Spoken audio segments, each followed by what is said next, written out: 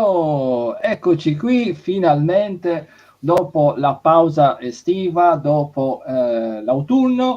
Come al solito iniziamo le nostre dirette streaming nel periodo invernale. Da qui a giugno vi terremo compagnia con una serie di eventi in diretta streaming con tanti ospiti, tanti argomenti. Quest'anno abbiamo delle novità che adesso vi illustro.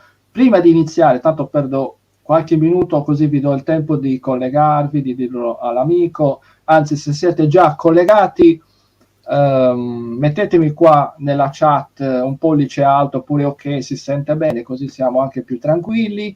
Condividete, vi chiedo la cortesia di condividere con i vostri amici questa diretta, quindi nei vostri profili. Più siamo e meglio è, perché questa è una serata davvero molto molto molto interessante, dedicata a Grazia Deledda, al premio Nobel Grazia Deledda. Adesso vi dico alcune novità, ma prima di tutto io voglio ringraziare tutte le persone che fino a pochi minuti fa erano al nostro evento di Olbia, un evento che ha avuto un successo straordinario. Io vi ringrazio davvero tutti, anche lì ci saranno una serie di date da qui fino a giugno, lì dal vivo, nel Community Hub, nei suoi locali. L'abbiamo riempito che non ci stava più nessuno, neanche uno spillo. Davvero tantissima gente. Io vi ringrazio tutti, davvero tutti quanti. Tanti di voi so che poi siete tornati a casa, adesso vi state collegando qui per vedere anche questa diretta. Quindi grazie, grazie, grazie. Adesso vi introduco le novità di quest'anno. Come avete notato, oggi è di venerdì. Noi di venerdì non abbiamo mai fatto nulla. Quest'anno, cari amici, abbiamo due tipi di dirette streaming. Come ho anticipato in un post, mi pare, avremo il martedì e venerdì. Nei venerdì avremo a condurre queste serate, adesso lo mando avanti. Allora, ecco qua, mando avanti tutti gli ospiti. Allora, ecco qua. Avremo il venerdì il nostro amico Daniele Andreani, che è giornalista televisivo e divulgatore culturale, quindi una nostra, come posso dire, una nuova new entry di Sardegna turistica, e ci fa davvero piacere.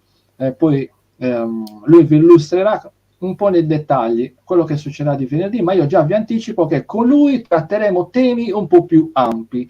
Quindi parleremo, come avete visto oggi dal titolo, Grazia Deledda, poi ci saranno altri temi molto interessanti, un po' più ampi, che interessano non solo strettamente i sardi, ma un po' da tutta Italia. Quindi bellissimi argomenti trattati da lui, da sempre dei grandissimi ospiti, mentre il martedì ci saranno, come al solito, inizieranno dalla prossima settimana le trasmissioni dedicate alla archeologia. Quindi ci saranno anche quelle, ma di martedì, dove ci sarò io insieme a tantissimi altri ospiti. Benissimo, io lascio a te la parola, Daniele. Come tutto a posto? Come sei? Agitato? Sei tranquillo? Ma tu sei abituato alla televisione, quindi immagino che sei tranquillo.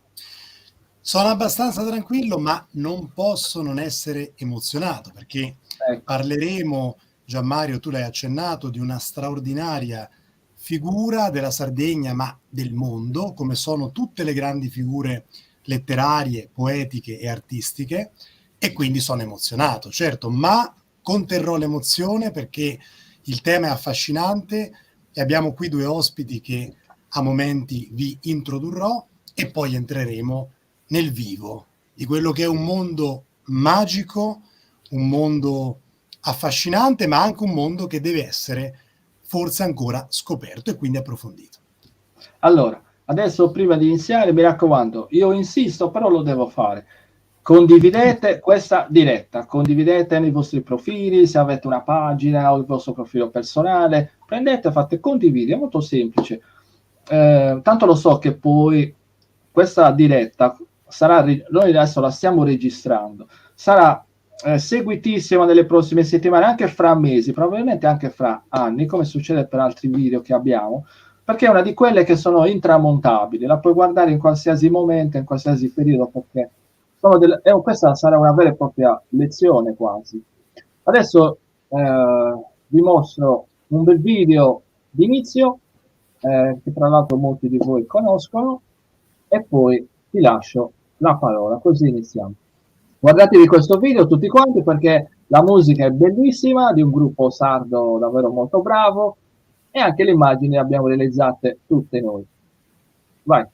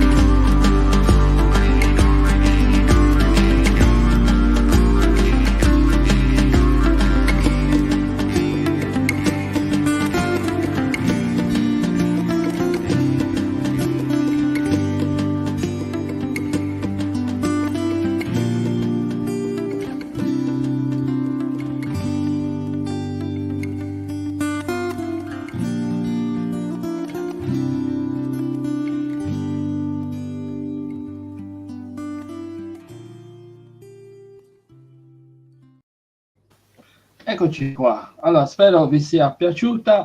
Io lascio a te, Daniele, saluto Marzia Gallus, assessore al turismo del comune di Galtellì.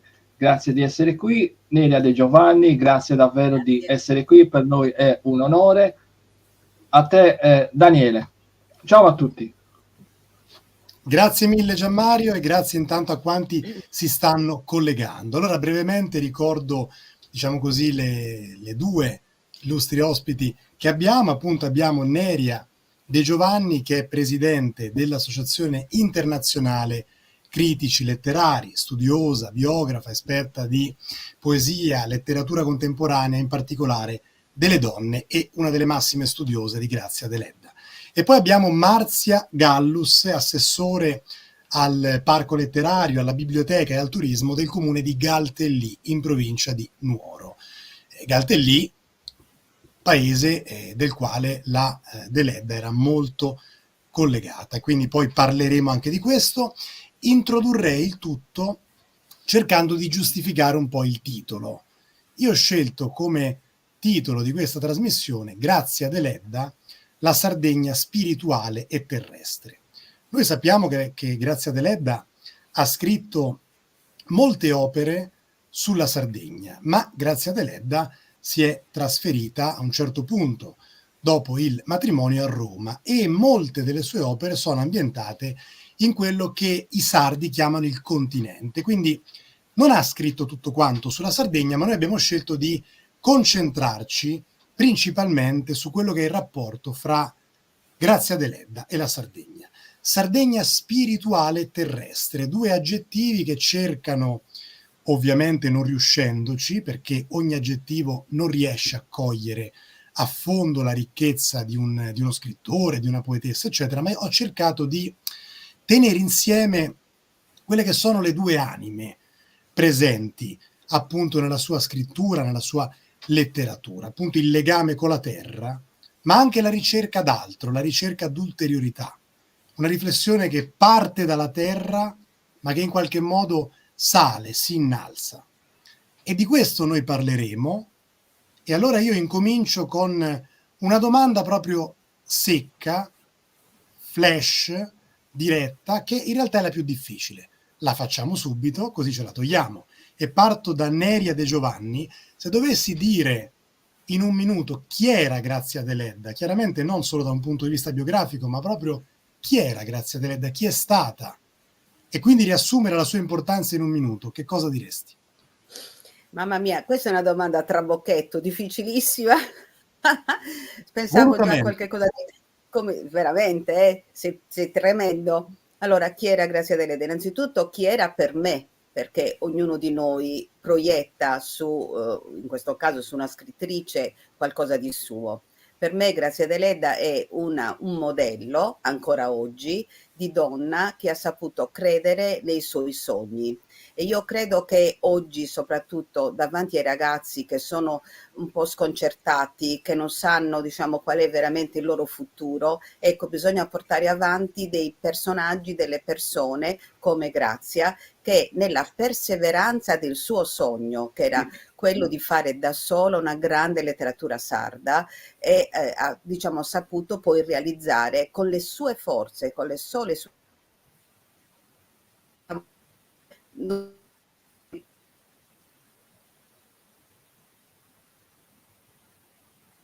Qualche piccolo rallentamento nella connessione, ma la riprendiamo. Sono convinto che la riprenderemo a breve.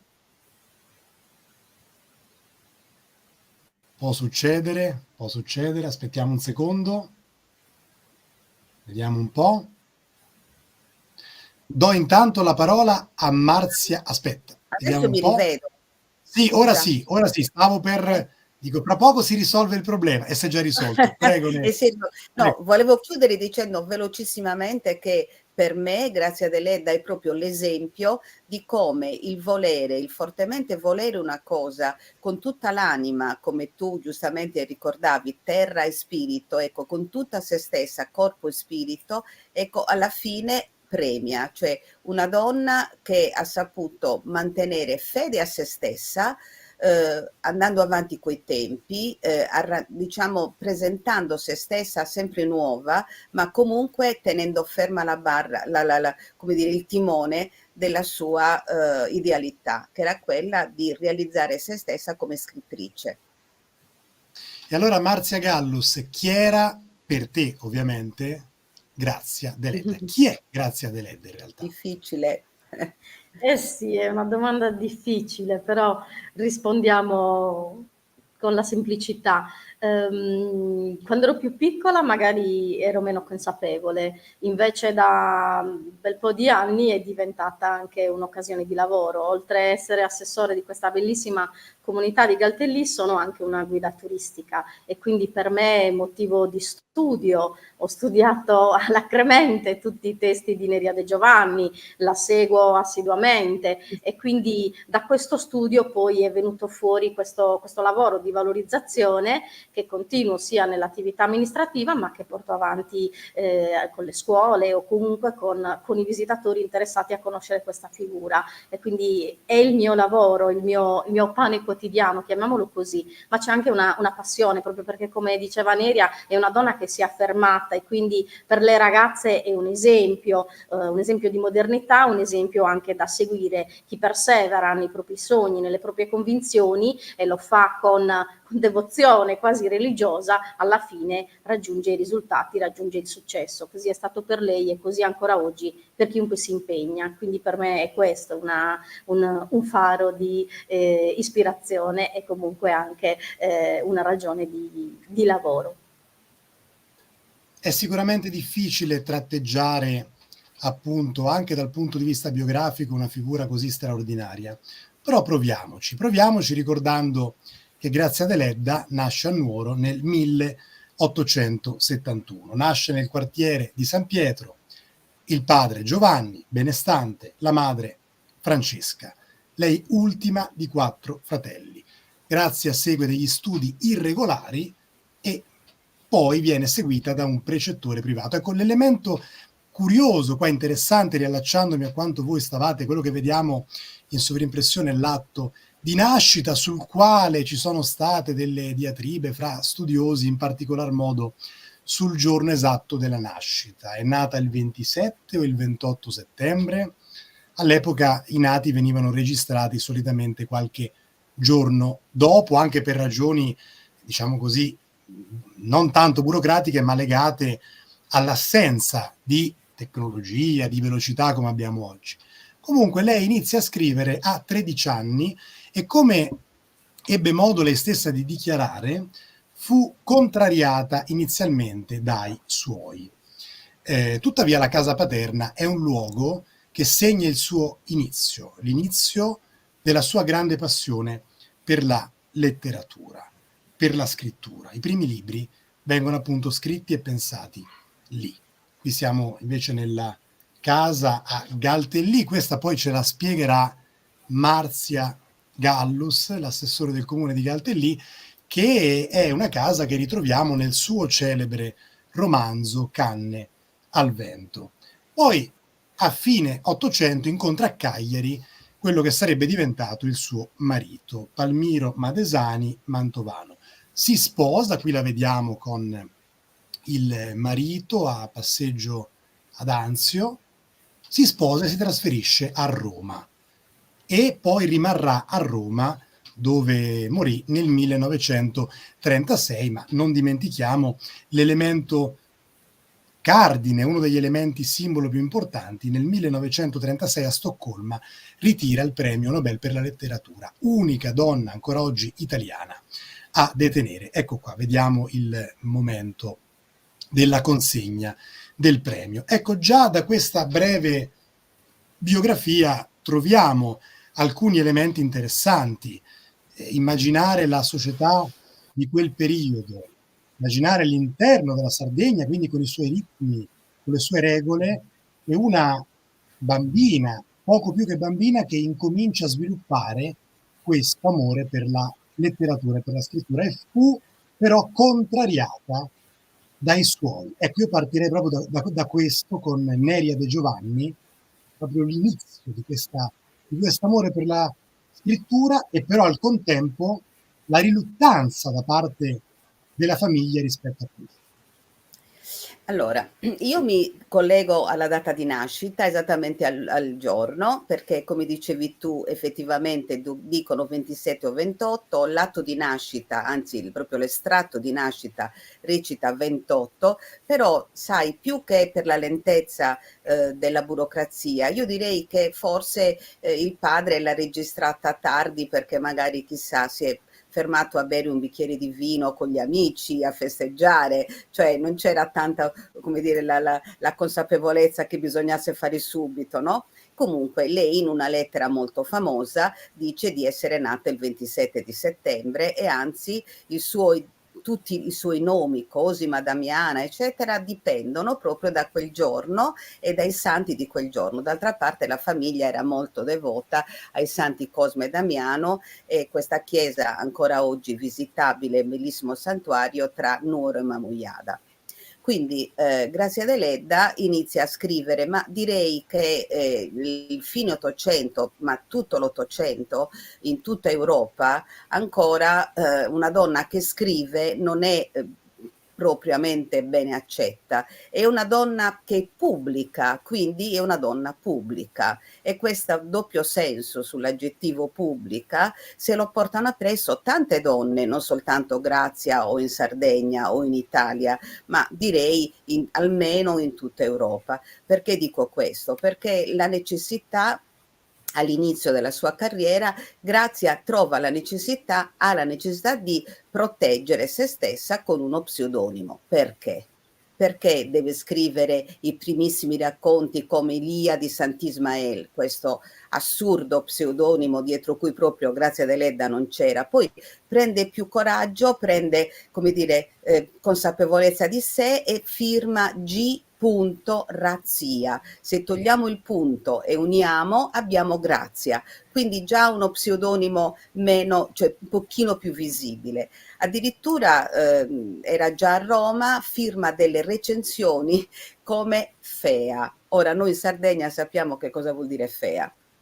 E anche tu probabilmente lo sai perché sorridi, e quindi è un'autoironia incredibile definirsi brutta. Però certamente i continentali non capivano e lei continua ad usare lo pseudonimo, per esempio in quel caso, per firmare alcune recensioni. Cosa voglio dire? Che c'è necessità per una donna, ripeto, George Sand usa lo pseudonimo, ci sono, adesso non voglio fare qui la professoressa che fa l'elenco, però ci sono in tutta Europa tante scrittrici che usano addirittura pseudonimi maschili come George Sand o Beatrice Speraz, che diventa Beato Speraz in Italia, e così via, per proteggere la propria identità, perché una donna, ripeto, che fa qualche cosa che fino allora era appannaggio dell'uomo, non era una cosa troppo normale. Oltretutto, Grazia Deledda, se pensiamo che il primo racconto che lei pubblica, con una sfrontatezza incredibile, ma ancora di più mi è simpatica, perché lei a 17 anni, 78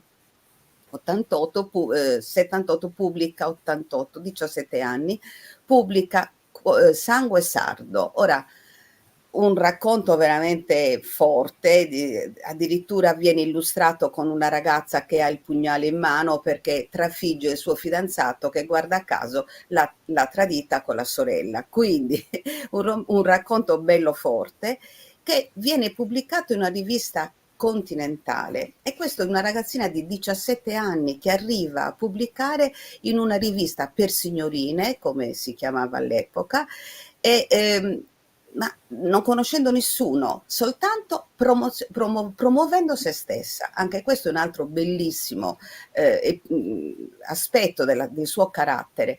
Ora noi, vedi, stiamo parlando attraverso un computer, attraverso i mezzi della comunicazione cosiddetta di massa, ma all'epoca c'era qualcosa, la lettera.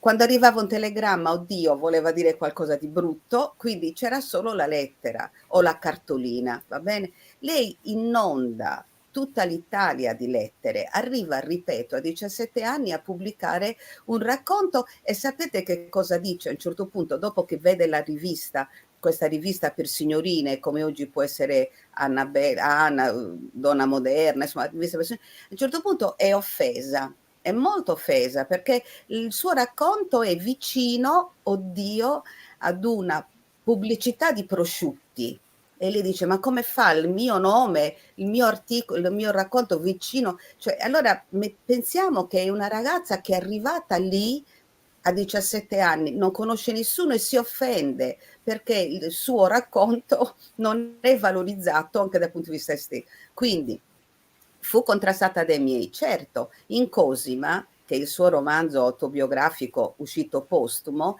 lei per esempio lo dice chiaramente che ci sono queste zie pettegole. E a questo punto mi domando, e vi domando amici che ascoltate, ma chi non ha parenti pettegoli che non si fanno i fatti loro? Ecco, Grazia ne aveva tanti, tra cui appunto queste zie che continuavano a parlare alla madre e dire: ma questa ragazzina che sta scrivendo cose d'amore, cose passionali, e non è neppure fidanzata, quindi non ha, come fa ad avere coscienza e conoscenza di queste passioni? Quindi non è una ragazza seria. E allora queste zie che arrivano lì e che soffiano sulla madre questo sospetto, in Cosima è scritto benissimo, a un certo punto diventano proprio l'espressione più evidente di una società che, ripeto ancora, era barbaricina, era chiusa nel centro della Sardegna, ma non era solo della Sardegna, per cui una ragazza di buona famiglia, come in effetti era Grazia, doveva pensare a che cosa? Uno, ai lavori donneschi, come si diceva all'epoca, a trovarsi un marito e fare dei figli, e soprattutto non aveva bisogno di studiare. E qui c'è l'altra bellissima cosa che tu hai accennato, per cui lei non ha studiato se non fino alla quarta elementare. Benché la sua maestra andasse dai genitori a dire: guardate che questa ragazzina è brava, deve continuare. C'erano le scuole private, magari tenute da suore e non a Nuoro, magari a Sassari, poteva essere mandata a studiare in collegio, come si diceva, ma i genitori hanno fatto studiare i maschi, questi tra l'altro maschi che sono andati pure male, sono finiti abbastanza male, e lei non era necessario che studiasse. Quindi, come hai ricordato tu, lei proprio si è buttata in uno studio da autodidatta, e anche per questo i cosiddetti accademici continentali all'inizio non l'hanno presa sul serio. Se Una voi storia di, una storia di grande no. coraggio, una storia di Sì, forza, di indipendenza per i tempi, ma io direi anche per oggi, perché è un insegnamento che rimane, anche quella forza, quella vitalità che vanno oltre anche a quelle sovrastrutture culturali che spesso sono molto radicate. E aggiungo solo una cosa in merito a quello che appunto dicevi, Neria, sul giudizio dei conterranei. Quando lei pubblica nel 1891 Fior di Sardegna, il popolo sardo, non tutti, ma insomma gran parte, come dire, lo considera uno scandalo, una cosa assurda, e lei definì la reazione del popolo sardo come il suo primo dolore, e aggiunse: per poco non venni lapidata dai miei conterranei. Quindi, per dire che anche lei forse soffriva un po' per questa ricezione un po' ostile che la sua opera aveva nell'isola al tempo. ma certo, perché guarda, questo è una caratteristica però del popolo sardo, perché molti anni più avanti, io ricordo che Salvatore Satta, Quel giorno del giudizio, un altro scrittore di Nuoro con un grande, grande romanzo, fu proprio, diciamo, ebbe quasi un ostracismo da parte dei nuoresi, perché si sentivano punti nel vivo, nella descrizione che secondo loro non era il meglio. Per Grazia Deledda successe esattamente questo, ma in più c'era il fatto che lei era una donna, quindi descriveva la Sardegna forte, i sentimenti forti di una Sardegna, quindi i sentimenti anche di una donna che all'epoca non aveva grandi sfoghi pubblici, no? Quindi aveva per questo un atteggiamento nei confronti dei propri sentimenti, delle attenzioni nei confronti per esempio dell'amore, o le attese nei confronti dell'amore, che probabilmente oggi sono diluite con una libido più ampia, no?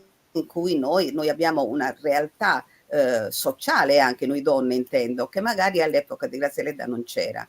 Ma ricordo, visto la tua citazione, che in quegli anni lei raggiunge addirittura un ministro. Allora, nel 1894 esce Anime Oneste, prefatto da Ruggero Bonghi. Ora, Ruggero Bonghi era il ministro dell'istruzione. Allora io mi domando, ma oggi una ragazza è nata nel 71, quindi nel 94 cosa c'ha? 22 anni, ma come fa una ragazza che non ha istruzione e non ha padrini particolari a raggiungere addirittura il ministro della pubblica istruzione? E questo lo devo raccontare perché è curiosissimo. Quest'uomo è morto subito, cioè l'ultima cosa che Ruggero Bonghi ha scritto è stata la prefazione ad Anime Oneste. Quindi Graziella non solo si è trovata con questa prefazione importantissima, ma il caso ha voluto, proprio il destino, come lo chiamerebbe lei, che questo signore morisse. Quindi il suo romanzo ha avuto una eco ancora più ampia, perché è stata l'ultima cosa prefatta da questo ministro. Ma lei, proprio in quel periodo, è stata scelta da Angelo De Gubernatis, il famoso conte Angelo De Gubernatis, senatore, direttore di riviste, eccetera, eccetera, per dirigere un progetto molto ambizioso. E qua ritorniamo al discorso della donna, della giovane donna. Il progetto era, Gubernatis voleva fare un Atlante delle tradizioni folcloristiche popolari di tutta Italia, delle regioni d'Italia. Per quanto riguarda la Sardegna, scelse Grazia Deledda. Lei si propose, non è che lui la scelse, lei si propose avendo letto le riviste, seguendo le riviste di questo De Gubernatis. Ora, in seguito a tutte le pressioni, lettere a fiumi che Grazia scrive, De Gubernatis le affida questo compito. Grazia si rende conto che da sola non può farcela, la Sardegna è, come diceva qualcun altro, un continente, quindi lei può parlare della Barbagia, ma c'è la Gallura, c'è il Campidano, c'è la zona del Logudoro, quindi lei ha una rete di amici che cerca di coinvolgere. Ma voi pensate che tutti questi uomini studiosi vogliano sottostare al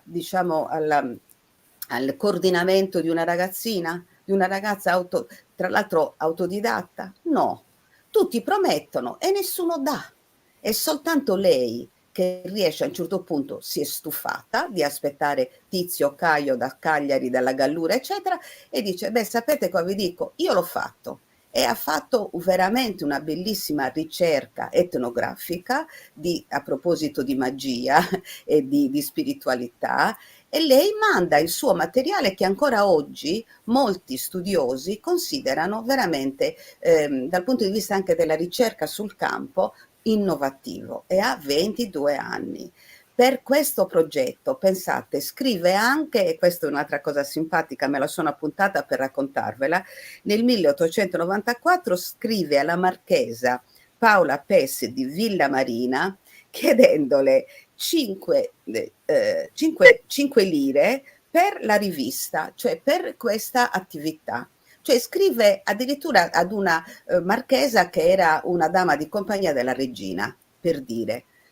Questo è Grazia Deledda quando ancora sta a Nuoro, quando ancora è qui collegata col suo popolo, che non la ama, perché comunque lei non nasconde quello che il suo popolo è, nel bene e forse anche nel male. E a proposito di spostamenti, appunto, nasce a Nuoro, ma poi, e qua arrivo a Marzia Gallus, appunto Grazia Deledda con la famiglia si sposta all'interno dell'isola, soprattutto nei dintorni. E allora approfondiamo un po' il legame in particolar modo con Galtellì.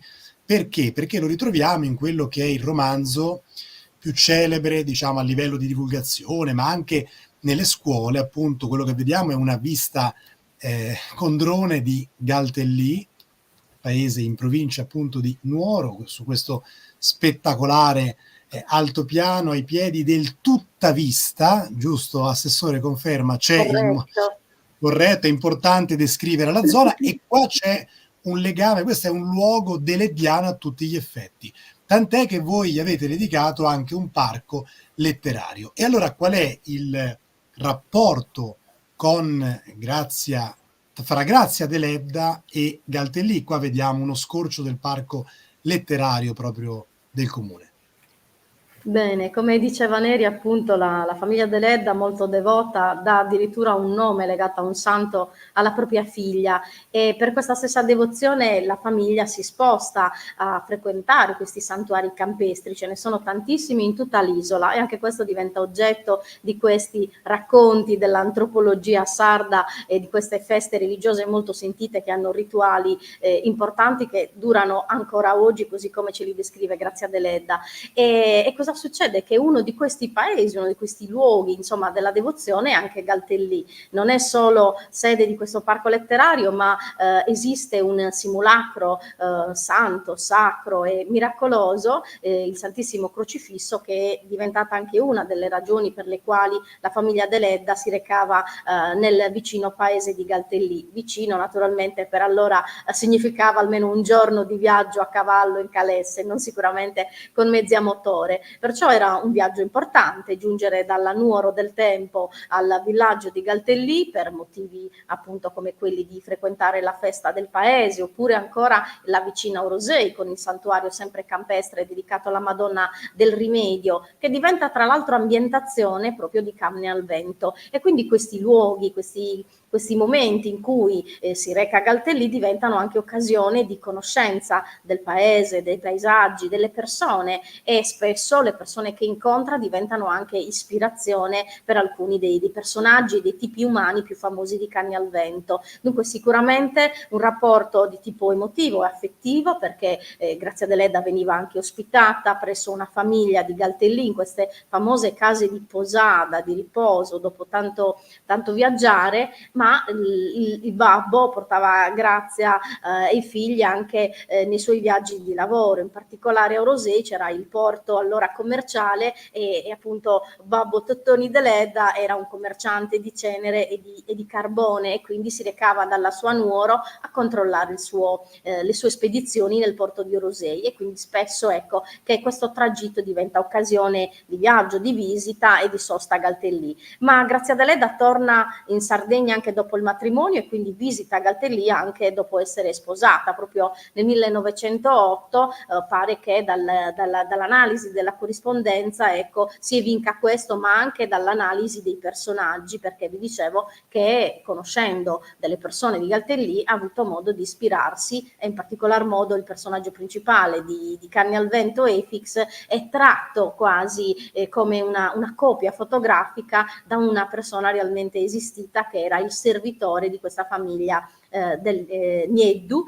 Sono i Nieddu che ospitavano Grazia Deledda, la sua famiglia a Galtellì, e questi Nieddu poi diventano invece nel romanzo i Pintor. Quindi ecco che la finzione e la realtà si mischiano, e quindi questo rapporto non solo è affettivo, ma diventa anche un rapporto che produce una produzione letteraria, perché di lì a poco nel 1912 scrive Canne al Vento, e diventerà uno scandalo, provocherà un grande scalpore, proprio perché alla scoperta del romanzo verranno rivelate pubblicamente delle cose, dei fatti, ma anche le descrizioni stesse della casa che abbiamo visto poc'anzi sono talmente speculari al luogo reale che chi le conosce non può che appunto riconoscerle, e questo provocò non poco disappunto proprio nella famiglia Nieddu, perché si vedono come dire stese in piazza tutte le loro storie, i loro affari, e questa cosa non andò sicuramente a genio alla famiglia Nieddu. Un legame che viene esplicitato più volte anche da parte sua, perché come ricordava Neria De Giovanni rappresenta i limiti, ma anche un legame di amore profondo. Se io conto qualcosa nella letteratura italiana, dice Grazia Deledda, lo devo tutto alla mia isola santa. Ma poi non solo, io non sogno la gloria per sentimenti di vanità e egoismo, ma perché amo immensamente il mio paese. Quindi un amore, un legame fortissimo a quella terra che l'ha generata, però dalla quale riesce in qualche modo dopo il matrimonio a staccarsi, perché appunto nel 1900 va a Roma con il marito. Quindi c'è questa transizione. Ecco. Ecco. Posso inserirmi? Prego, come no, prego. È Prego. una suggestione che vi do a entrambe, è una suggestione Sì. perché io vedo molta questo elemento quasi religioso di legame con la sua terra. Io personalmente come lettore lo colgo e quindi mi incuriosisce questo aspetto, poi il passaggio, anche la scelta di andare a Roma dove morirà. Ma lei, Marzia, vuoi dire tu o attacco No, io vai con pure, vai il pure a me. viaggio? No, perché lei Roma la vede proprio come l'Eldorado, la descrive così. Roma è la sua ambizione, il suo voler comunque emergere dal punto di vista letterario per raccontare la sua terra, come spesso scrive e come tu giustamente rilevi. Lei diceva: io voglio da sola fare tutto quello che gli uomini, tra virgolette, politici sardi a Roma non riescono a fare, e questo, diciamo, ha una certa, come dire, attualizzazione, ma lasciando perdere la battuta, Grazia Deledda fin da da giovanissima nelle sue lettere manifesta il desiderio di andare a Roma, che non significa, ripeto, voltare le spalle e dimenticare la sua terra, anzi da lontano sembra che quasi approfondisca e descriva meglio quelli che sono gli aspetti più intimi e più veri della Sardegna e del suo popolo.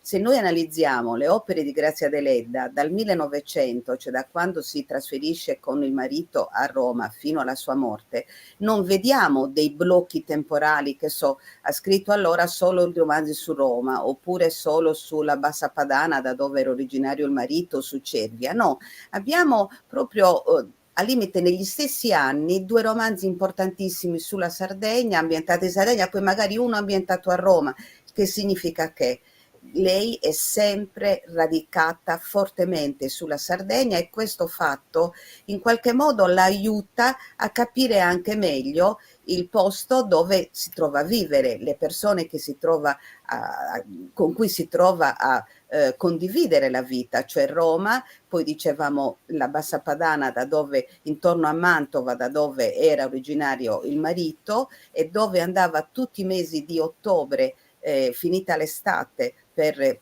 passare appunto un mese a Viadana, questo piccolo paese vicino a Mantova, e poi Cervia che è il suo grande amore, il suo secondo amore, dove lei comprò una casa che definisce il villino color biscotto, lo comprò coi soldi del Nobel.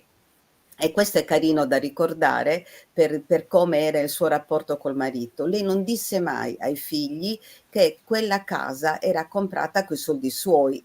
In sostanza il maschio in famiglia era lei, perché portava veramente più soldi e anche più fama. Bene, lei ai figli disse Madesani, ma lo chiamava spesso per cognome, Madesani ha comprato. Quindi è bella anche questo aspetto, diciamo, più intimo, più familiare, di rispetto, no? Nei confronti del marito. Comunque il discorso della terra, dell'essere così collegata alla terra, lo si vede per esempio anche nel 1904 quando pubblica Cenere. Allora, Cenere è un romanzo bellissimo, che è stato l'unico libro che la Duse, Eleonora Duse, volle interpretare. Allora, quest'anno sono i 100 anni dalla morte di Duse, avvenuta a Pittsburgh nel 1924, e Eleonora Duse impose quel romanzo e la figura di Olì che la Duse interpreta, e quel romanzo è scritto nel 1904. Grazia Deledda è già da 4 anni a Roma, ma Fonni, Nuoro, il cuore proprio centrale della sua vita è tutto talmente ben descritto che una grande tragica, come veniva definita Eleonora Duse, ha centrato quel romanzo come di più grande appunto tragicità nel personaggio enorme, grandissimo di Olì, che è comunque in Sardegna. Quindi il legame di Grazia Deledda lo si vede anche, per esempio, dopo il premio Nobel, quando viene ricevuta da Mussolini. Mussolini le chiede che cosa vuole, che, visto che lei, che voi, anzi, perché si diceva voi, che voi avete fatto tanto per il nostro paese, che cosa noi possiamo fare per voi.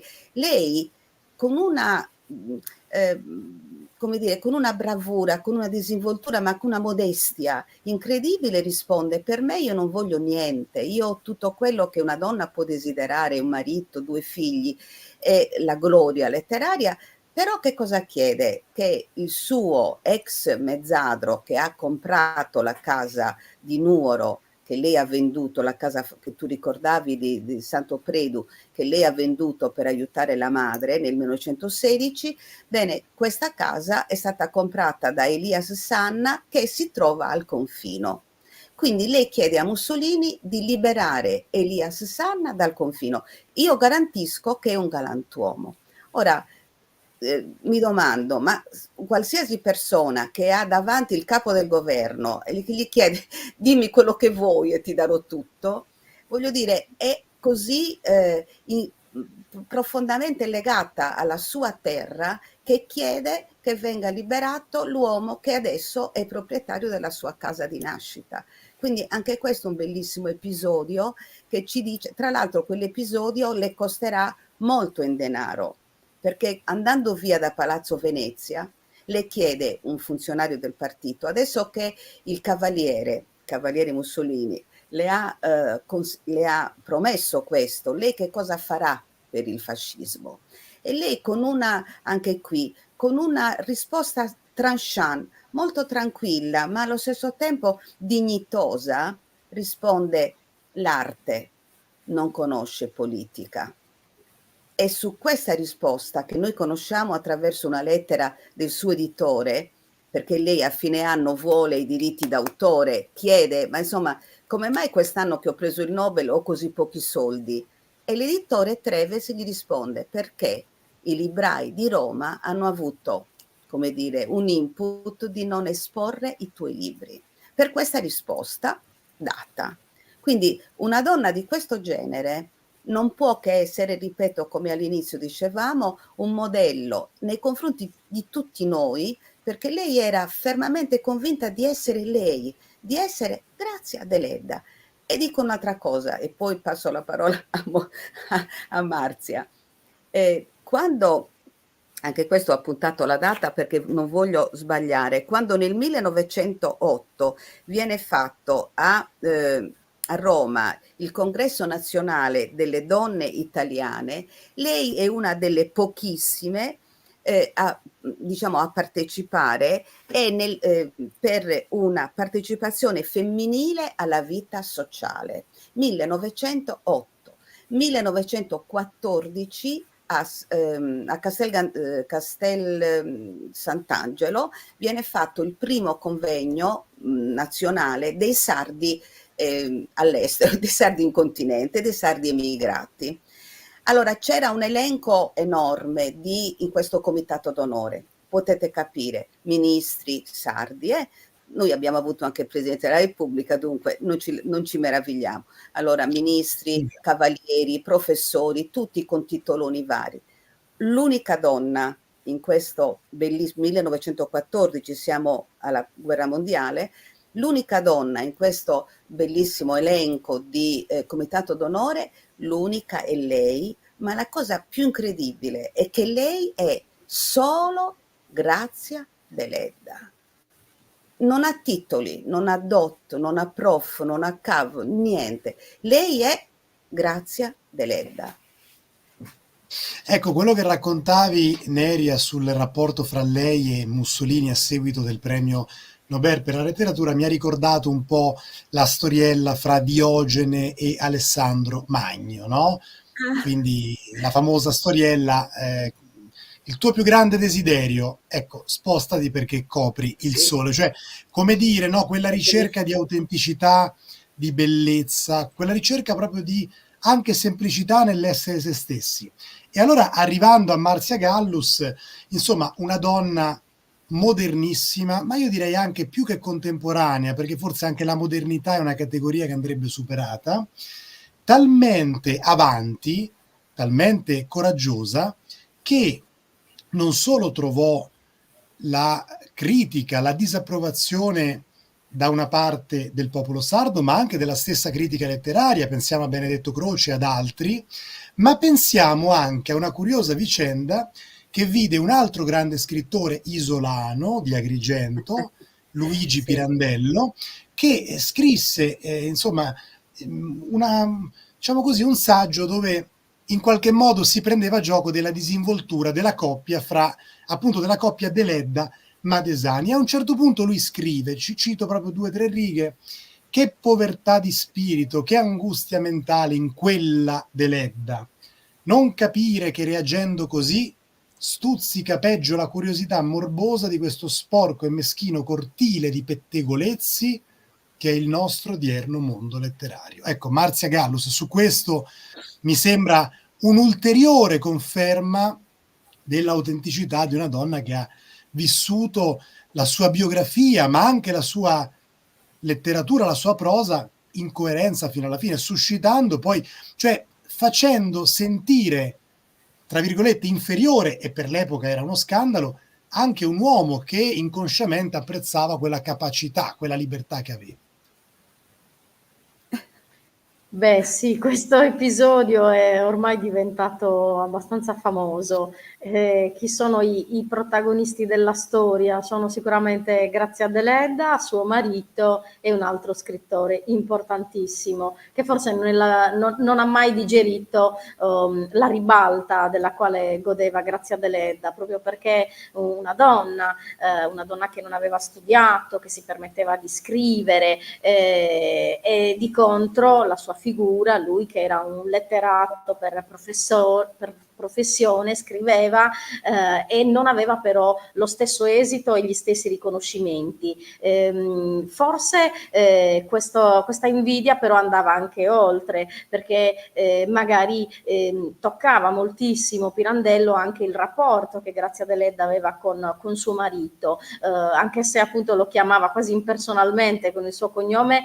Secondo me ha amato moltissimo questo marito, che è lei che si è scelta, e lei che ha voluto per come dire, inseguire i suoi sogni, perché sappiamo sempre dalla biografia che Grazia Deledda è dalle lettere, insomma, che ha avuto tanti flirt nella sua vita, ma non si è mai fermata a uno in particolare. È solamente nel momento in cui incontra Madesani a Cagliari in un salotto bene, ecco, è allora che lei sceglie, e che sceglierà il marito, e con il marito raggiungerà il suo sogno e si recherà a Roma.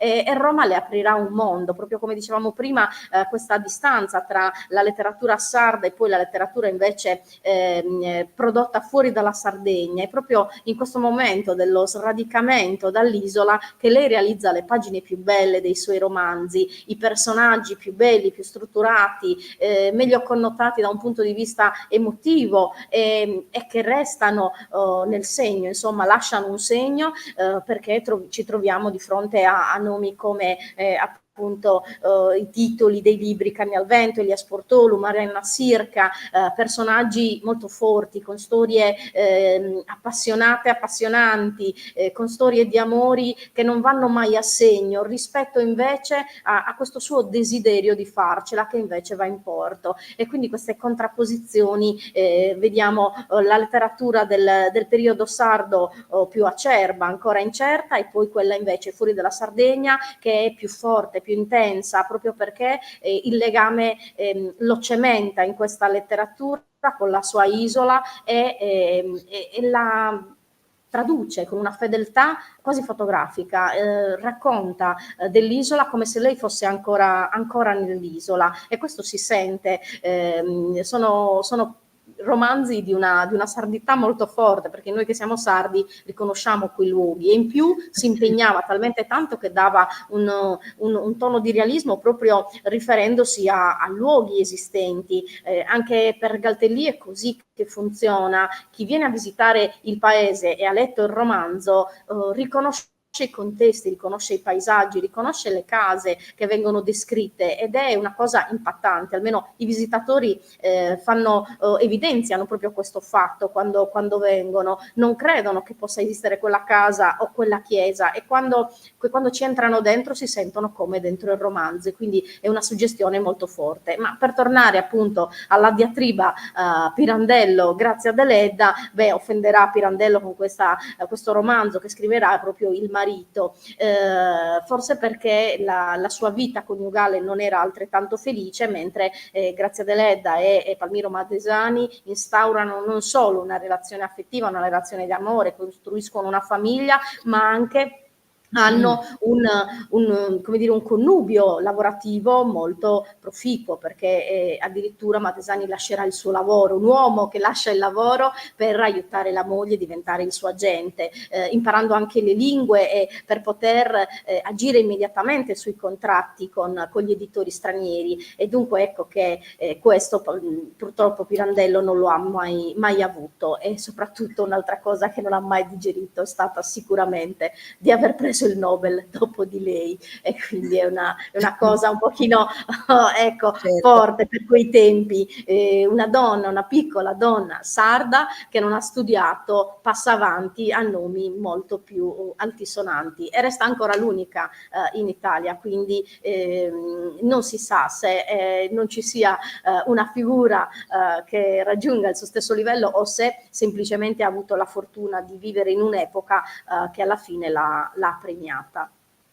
Fra l'altro voi posso dire, Marzia scusa, avete sì, faccio l'ultimissima domanda collegata a no, questo, perché visto che no, citava. questa cosa di Pirandello mi piace dirla, scusa, Ecco, perché no, io no, sto prego, pensando che Dio ha avuto sempre, come dire, l'ultima parola e li ha fatti morire lo stesso anno. Pirandello ha preso il premio Nobel nel 34 ed sì, è sì. morto nel 36, però anche nella morte ha vinto la nostra, perché lei è morta il 15 agosto, Pirandello il 10 dicembre. Quindi, voglio dire, voglio chiudere con questa battuta, ma che nella Chi realtà chi la fa l'aspetti, no, in qualche modo. appunto, e tra l'altro No, lo chiamava Deleddo, pensate che perfido che era Pirandello. Madesani lui lo chiamava Deleddo in mezzo a tutte le persone, cioè era una terribile. cosa nota e terribile. Scusami, ti ho interrotto. No, no, no, ma è un'integrazione molto intelligente e pertinente. Volevo dire, a proposito di Galtellì e del legame che tu citavi,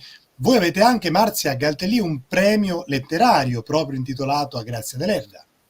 Sì, oltre alle attività appunto di visita guidata, l'amministrazione ci tiene a rinnovare ogni 2 anni questo premio internazionale dedicato a Grazia Deledda, un premio che coinvolge scrittori da tutto il mondo, scrittori in erba naturalmente, che possono inviare un racconto in italiano, in inglese o in sardo, naturalmente, e quindi partecipare a questa competizione letteraria. Naturalmente i temi e l'ispirazione per scrivere il romanzo e la trama devono essere i temi deleddiani o comunque l'opera di Grazia Deledda, e questo dà una continuità nel tempo, perché abbiamo visto nelle diverse edizioni, siamo già alla 5ª, che le persone, nonostante quasi 100 anni di conoscenza di questa opera deleddiana, ancora ispira le persone, ancora ci raccontano delle pagine che sono fortemente legate e ispirate a quello che era il pensiero e la narrativa deleddiana. Quindi è un impegno che portiamo avanti anche con grandi sacrifici, perché comporta dei costi, ma le persone che partecipano, soprattutto i finalisti, vengono ospiti a Galtellì e dunque vivono i luoghi deleddiani, le atmosfere deleddiane in prima persona, e anche questo diciamo che dà delle sensazioni molto, molto positive ai visitatori, e soprattutto un effetto moltiplicatore, perché una volta che lasciano Galtellì se la portano nel cuore e parlano di noi con i loro amici, i loro conoscenti, e ancora una volta moltiplicano il messaggio non solo di Grazia Deledda ma anche di Galtellì, e quindi l'invito a venire a Galtellì. Leggiamo qualche commento. Ecco, c'è una domanda interessante che vorrei porre a Neria tramite Caterina Sol Eng, che ringraziamo. Chiede: Grazia Deledda lettrice, cosa amava leggere, quali erano i suoi autori preferiti, e poi ci fa i complimenti. Grazie Caterina per Grazie. la gentilezza. Ma guarda, lei era una lettrice che divorava tutto, come dicevamo all'inizio, ha trovato questa biblioteca di libri, addirittura Chateaubriand, libri di filosofi, quasi sconosciuti oggi, che lei però divorava perché erano quelli che le aveva lasciato un professore che pare fosse a pigione da una zia, non poteva pagare la pigione e quindi ha lasciato come obolo, insomma, al posto dell'affitto, ha lasciato questo baule pieno di libri. Quindi lei all'inizio veramente si nutre di testi strani, Amiel, per esempio il diario di Amiel, che magari oggi proprio nessuno più legge o si pensa che una ragazzina di 17 anni non dovesse leggerlo, ma era proprio la necessità. Ovviamente nella casa sua, come in tutte le case sarde, c'era la Bibbia, e questo si capisce perché ci sono tantissimi nomi, per esempio i stessi nomi dei protagonisti di Canne al vento sono tutti biblici, da Noemi a Ruth a Esther, no? Quindi la Bibbia era sicuramente una delle letture che lei ha fatto, perché era sempre presente nelle case sarde. Più avanti negli anni, e questo lo dico alla nostra amica che gentilmente ci ha fatto questa domanda, chiaramente lei sceglie di leggere delle cose più affini al suo gusto, ma soprattutto quando ha, è un fatto proprio pratico, anche un po' di soldini per comprare delle riviste, per comprare dei libri. Ripeto, all'inizio apre il baule e legge quello che trova. Quindi i famosi scrittori russi, da Dostoevskij a Tolstoi, che tutti dicono essere state le sue letture preferite, in effetti lei li ha trovati un pochino più avanti, quando, ripeto, aveva anche la possibilità di fare degli acquisti o di scegliere.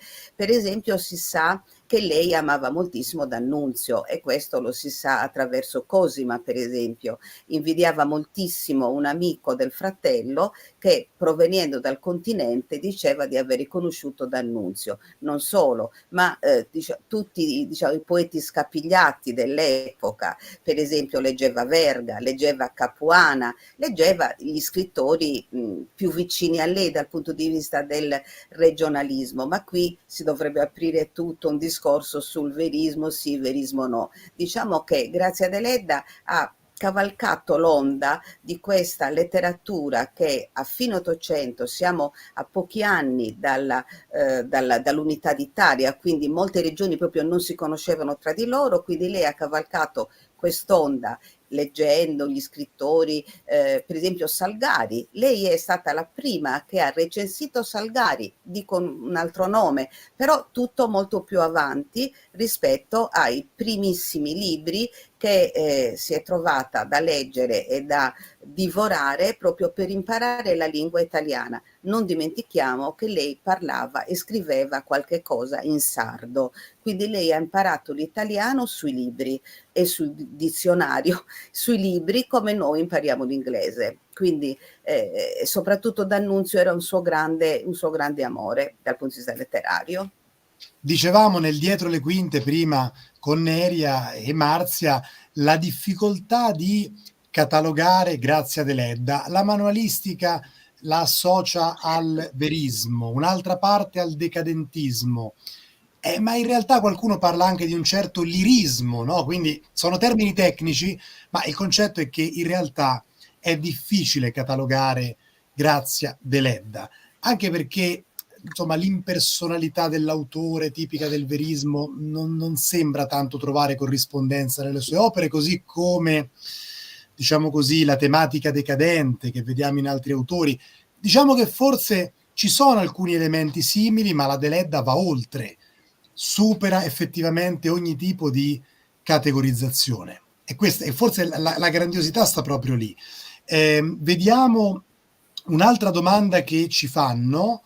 Il Montalbo di Siniscola, quindi salutiamo il Montalbo, che insomma è una Siniscola, quindi un luogo molto bello anche lì della Sardegna interna, non tanto interna ma un po' interna, e ci chiedono, oltre a Nuoro e Galtellì, quali altri paesi sono stati fonte di ispirazione dei suoi testi? Immagino che si riferisca a paesi della Sardegna, immagino. Certo. Ma vogliamo dire che lei spesso nasconde, come Galtellì che chiama Galte, no? Spesso nasconde i toponimi, anche qui, per rispetto nei confronti della gente che lei comunque descrive. E infatti, come diceva Marzia, a Galtellì si sono molto offesi perché si sono rivisti tutti, anche nella descrizione della povertà, per esempio, delle dame Pintor, le dame Nieddu, no? O delle storie d'amore, eccetera, eccetera. Quindi Grazia Deledda ha in molti romanzi questa attenzione di schermare, così come all'inizio schermava se stessa con gli pseudonimi, schermava i nomi dei paesi. Per esempio, classico e incredibile, questo bruttissimo secondo me, il nome che dà al paese della madre, 1920, il romanzo La madre è ambientato a Ar. Dico bruttissimo perché io non capisco perché ha chiamato Aar, ci sto studiando da tanto tempo, cerco di capire che cosa caspita volessi dire Aar, come Galte è vicino a Galtellì, ma Aar vicino all'Ollove, perché forse è proprio l'Ollove, il quartiere, il paesino vicino a Nuoro che ospita la vicenda, ma cosa c'entra con Aar? Oppure Orune, scusate, che diventa Orunau, Barum, ci sono tanti nomi che lei cambia leggermente, ma Aar con Ollove proprio nulla. Colombi e Sparvieri, Orune, Orunau, lei è stata lì a Orune, tra l'altro quella vicenda racconta proprio personaggi veramente conosciuti, che tutti potevano, come dire, rivedere nelle pagine. Quindi, Grazia Deledda, voglio ricordare al nostro amico che è di tutta la Sardegna, quindi non è soltanto la Barbagia, certamente presente, come dire, regina dei suoi romanzi sardi, ma Grazia Deledda ha scritto racconti ambientati per esempio a Burgos, provincia di Sassari, a Castelsardo, a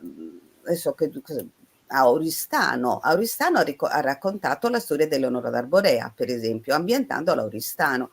Quindi lei è effettivamente proprio una donna e una scrittrice di tutta la nostra isola, oltre che di tutto il mondo, visto che è premio Nobel.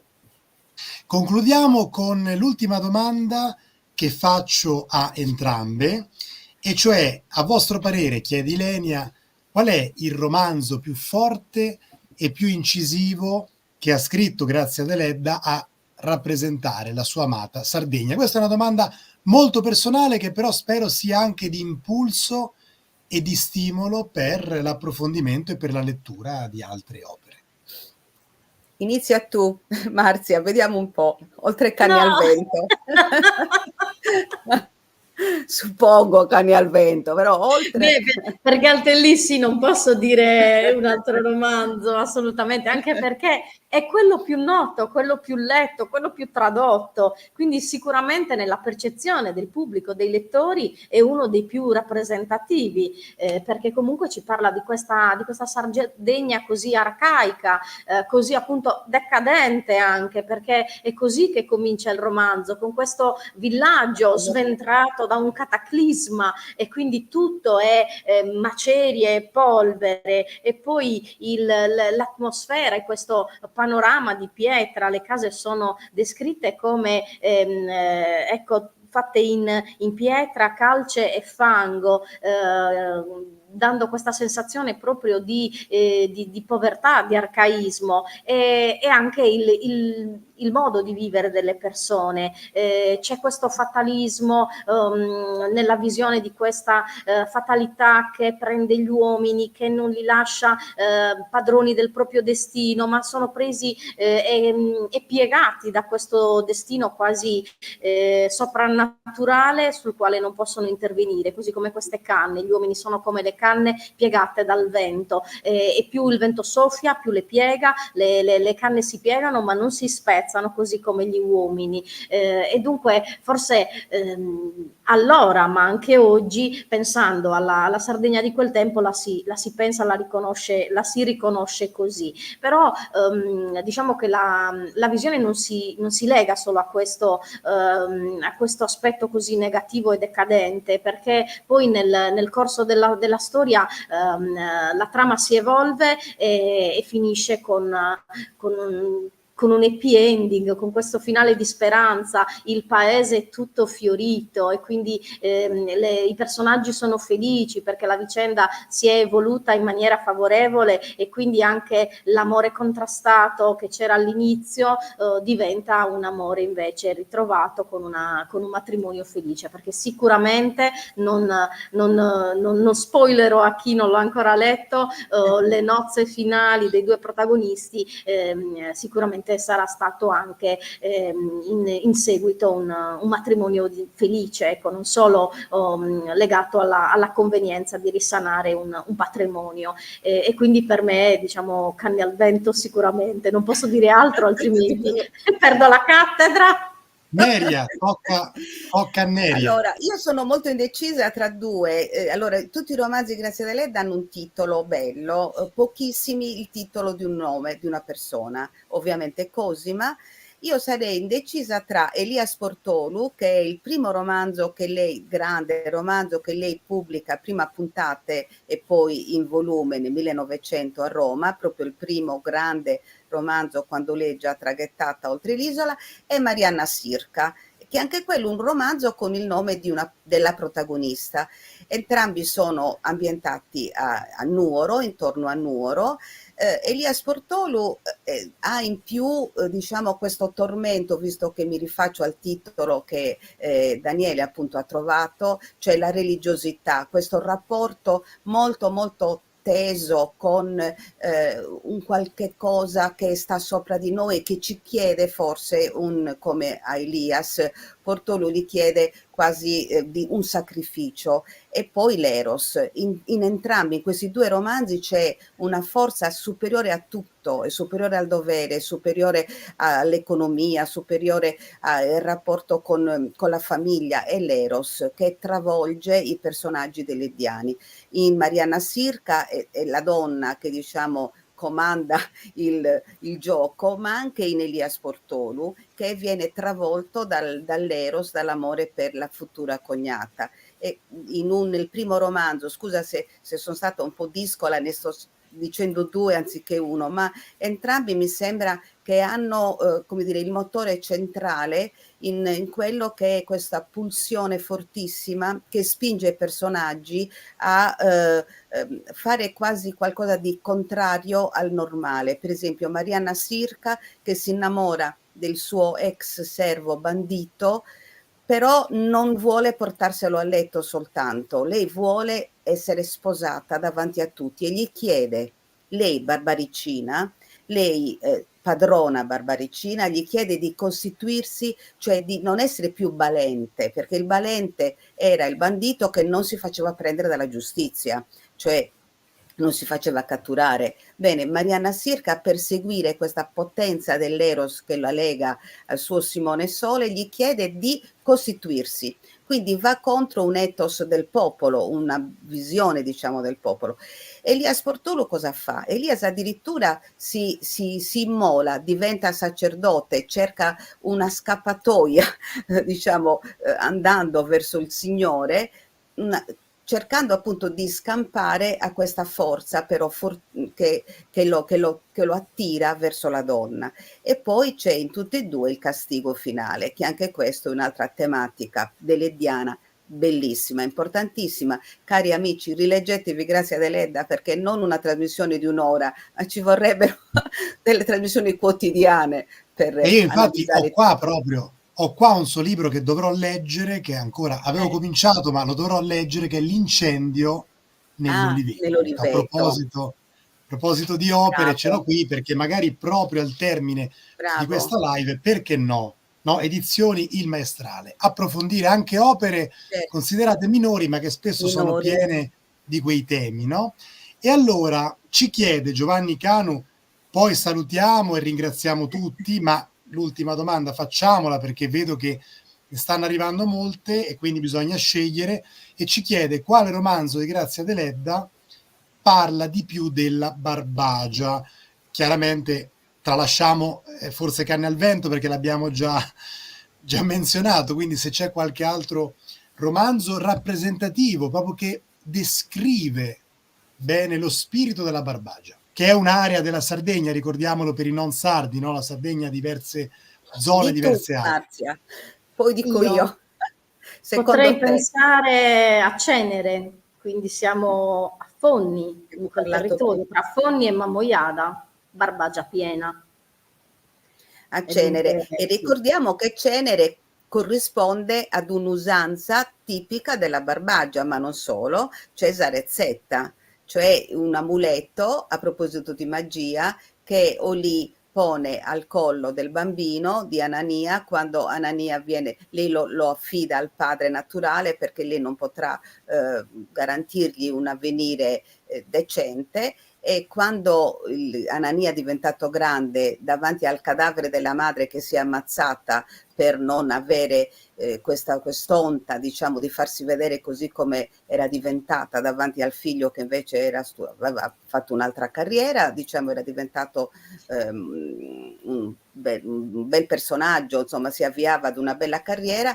Questo figlio strappa dal collo la collanina dove aveva messo questo amuleto e si rende conto che dentro questa rezzetta, che poi è ancora oggi si fanno, ancora oggi si mettono al collo dei neonati, e dentro questo cuscinetto non c'è altro che cenere, ma dentro il cuscinetto cosa c'erano? C'erano i fiori che Olì, 17enne, aveva preso bagnati dalla luce della luna nella notte di San Giovanni, ed erano i fiori magici che poi le donne conservavano per trovare l'amore, e quindi anche questo è Barbagia.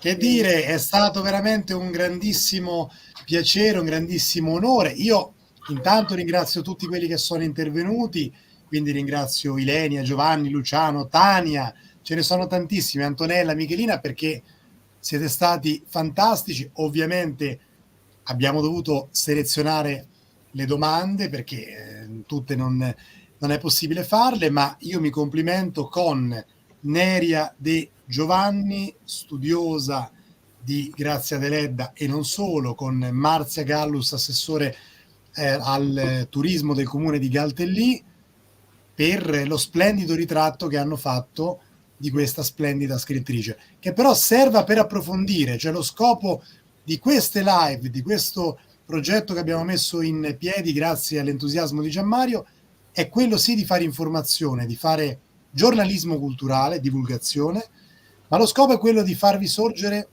domande, curiosità, voglia di andare a Galtellì, ad esempio, voglia di conoscere quella Sardegna rurale, mitica, che la Deledda racconta, quella Sardegna, e concludo, sospesa appunto fra il cielo e la terra, sospesa fra l'elemento spirituale e l'elemento terrestre, o magari il cui elemento terrestre è già in sé anche spirituale, ma qui entreremo troppo. Ma ne parleremo. Io lancio la provocazione, ma ne parleremo. Allora, noi ci proponiamo per ritornare, perché è stato molto bello, è stato molto bella questa. Noi ce lo segniamo, questa l'ha detta, quindi ormai l'avete detto in diretta, quindi non potete sottrarvi.